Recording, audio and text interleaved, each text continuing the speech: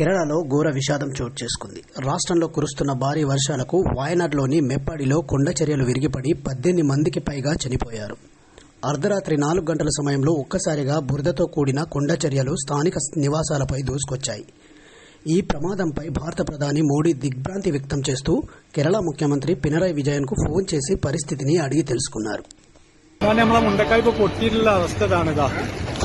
അരിക്കാക്കന്റെ പെര ഇതൊക്കെ നിൽക്കുന്ന ഏരിയ ആണ്. പച്ചക്കാട് പോയ മരുന്നതാ. ചൂരുമല കാണണമൊക്കെ ഇവിടുന്ന്.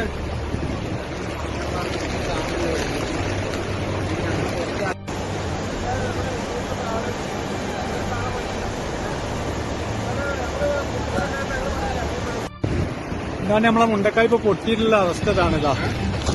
അരിക്കാക്കന്റെ പെര ഇതൊക്കെ നിൽക്കുന്ന ഏരിയ ആണ്. പച്ചക്കാട് പോയ മരുന്നതാ. ചൂരുമല കാണണമൊക്കെ ഇവിടുന്ന്.